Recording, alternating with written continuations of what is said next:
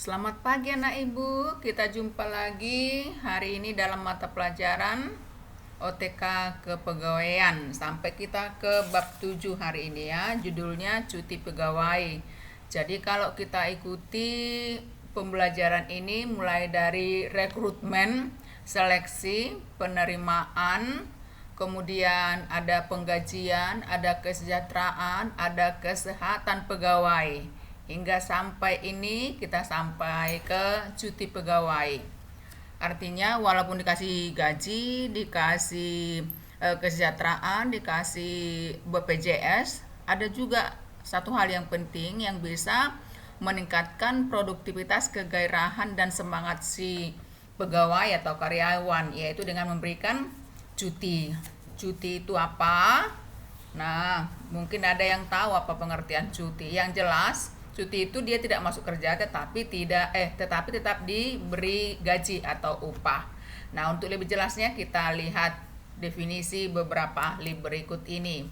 Yang pertama menurut Sastra Jatmika dan Marsono.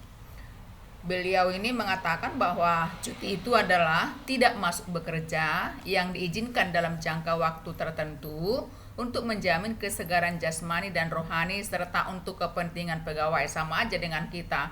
Jika ada merah kalender libur, wow semangat. Kemudian setelah 1 tahun jenuh atau 1 semester jenuh belajar, kan ada liburnya. Nah itu tentu ada makna tertentu. Walaupun kalian libur, tetap bayar orang sekolah. Walaupun kami libur tidak mengajar, tetap jalan gaji, seperti itulah. Jadi tentu ada maknanya, ada keuntungannya, maka diberikan cuti atau izin tidak masuk bekerja, tetapi haknya tetap berjalan. Itu menurut si Sastra Jatmika dan Marsono. Nah, menurut Sondang Payan Siagian bahwa cuti itu adalah hak setiap pekerja. Oh, berarti kewajiban. Ini nanti kalau kalian baca di buku kita ada undang-undang yang mengatur tentang cuti. Itu nggak perlu Ibu sampaikan di sini, kalian baca sendiri.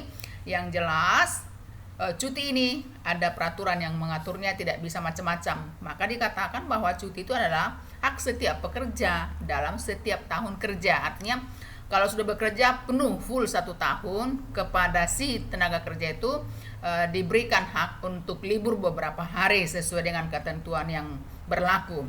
Jadi biasanya hak cuti yaitu selama 12 hari kerja, itu menurut undang-undang, tapi realnya atau kenyataannya hampir ini ditabung-tabung lah untuk jangka waktu tertentu. Nanti dia boleh mengambil lebih banyak waktunya, tentu jika situasi kerja di kantor mengizinkan. Walaupun 12 hari ini menjadi hak seorang karyawan atau pegawai, dalam kenyataannya tidak setiap tahunnya diambil ya.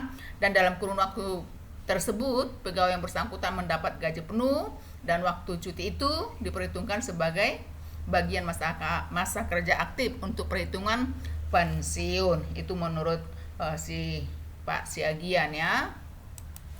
Nah, sekarang apa tujuan diberikan cuti itu? Ada tujuannya ya, walaupun dia tak kerja saat-saat tertentu, tapi sepulang dari masa cuti itu diharapkan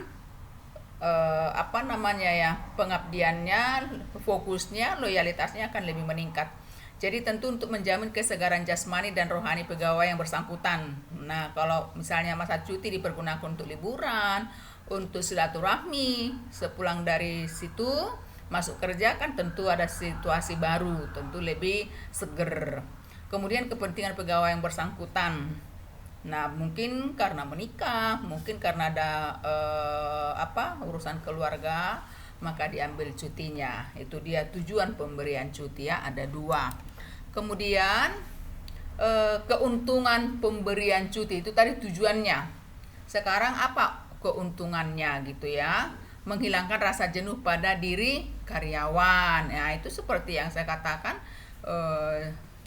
kan sudah jenuh kita belajar dalam 6 bulan, tentu dikasih libur, jadi hilanglah rasa jenuhnya. Artinya apapun yang kita lakukan, makan aja ada kalanya jenuh ya, kalau itu saja menunya, apalagi kerja ya. Nah itu dia, kasihlah cuti. Kemudian membuat pegawai lebih produktif, lebih menghasilkan karena tambah semangatnya, karena rasa jenuhnya sudah hilang. Kemudian mendapatkan inspirasi baru, mungkin selama liburan, selama di rumah, itu ada pemikiran-pemikiran yang baru. Oh, nanti saya demikian, karena situasinya sudah beda dari setiap harinya kita bekerja. Kemudian menghilangkan rasa stres, ya itu udah pastilah. Kalau udah kita pergi-pergi, nggak terbebani waktu untuk pergi, tidak terbebani dengan pekerjaan, tidak terbebani dengan sikap-sikap atau attitude dari atasan, dari teman. Nah, ini hilang, lose rasa stresnya karena kita bebas, tidak ada tekanan, tidak ada tuntutan gitu dia. Kemudian meningkatkan kesehatan mental, itu dia, itu udah pasti ya. Kesehatan mental artinya pemikirannya sudah lebih fokus, rasa curiganya hilang, enak lah, pokoknya enak lah perasaannya. Mungkin digunakan untuk bersemedi, untuk fokus beribadah gitu ya, tenang, itu dia. Itulah keuntungan pemberian cuti. Berikutnya ada banyak macam-macam cuti, banyak macam-macam cuti. Ini dia. Pertama adalah cuti tahunan. Kalau sudah bekerja full selama 1 tahun, setelah diangkat menjadi PNS, sebelum CPNS tidak dianggap ya, setelah diangkat penuh dia dengan mendapat gaji 100%, selama 1 tahun dia tidak pernah mengambil izin penuh dia, maka dia berhak cuti selama 12 hari dalam 1 tahun itu. Nanti ada ketentuannya, satu persatu ini akan diuraikan, tetapi secara garis besarnya Ibu munculkan dulu. Nanti ada tugasnya berdasarkan ini, maka hati-hati, wajib dengar videonya. Yang kedua, cuti besar. Nanti beda cuti tahunan dengan cuti besar ya. Ada cuti sakit. Nah, cuti besar ini kalau udah bekerja dia 5 tahun penuh nggak pernah ambil cuti, nah bisa dia ngambil beberapa bulan. Itu pun lihat situasi. Walaupun itu menurut aturan, tetapi dalam situasi itu kebetulan ada pekerjaan yang mendesak, nah ini boleh ditunda dulu cuti besarnya ya. Ada cuti sakit, itu udah pastilah, kalau udah sakit ngapain dipaksakan. Cuti bersalin, ini kisah nyata. Kalau mau melahirkan ya diberi cuti bersalin, biasanya selama 3 bulan, 1 bulan sebelum melahirkan, 2 bulan setelah melahirkan. Kemudian ada cuti karena alasan penting. Ada cuti bersama, ini udah kita alami cuti bersama ya, mungkin karena terjepit atau situasi bagaimana, ada cuti bersama. Kemudian ada cuti di luar tanggungan negara. Cuti di luar tanggungan negara apa? Karena pendidikan dengan inisiatif sendiri ya. Ini dia ada 7 macam-macam cuti berdasarkan peraturan pemerintah nomor 11 tahun 2017, tentu yang terbaru ini. Nah, yang kita mau sampaikan di sini adalah cuti tahunan. Kita bahas pertama. Cuti tahunan berlaku bagi pegawai negeri yang sudah mempunyai masa kerja sekurang-kurangnya 1 tahun secara terus-menerus. Sudah Ibu katakan tadi ya, berhak atas cuti selama 12 hari kerja, dan pelaksanaan cuti tidak dapat dipecah-pecah. Nggak bisa bulan ini 2 hari, bulan depan sebulan, enggak, no, harus full 12 hari. Nah, apakah diambil di akhir tahun? Nah, itu udah pasti ya, itu dia arti cuti tahunan. Dan ini proses pelaksanaan cuti tahunan itu diatur dalam pasal-pasal tertentu. Ada dia pasal-pasal tertentunya ya. Nanti ada di dalam buku kita. Nah, supaya ada nanti menjadi tugasmu di halaman 119 ini dijelaskan apa isi dari pasal 311. Tentu menurut peraturan pemerintah yang di sebelah tadi, yang sudah Ibu sebutkan tadi, yang tahunnya 2017. Ada diatur di pasal 2012, 13, 14, 15. Ini ada di halaman 2019. Ini yang menjadi tugas kalian. Tuliskan apa isi dari pasal 311. Isi dari pasal-pasal ini kalian tuliskan. Yang menjadi tugas kalian itu saja. Ibu berharap kalian boleh paham. Jika tidak paham boleh tanyakan lagi.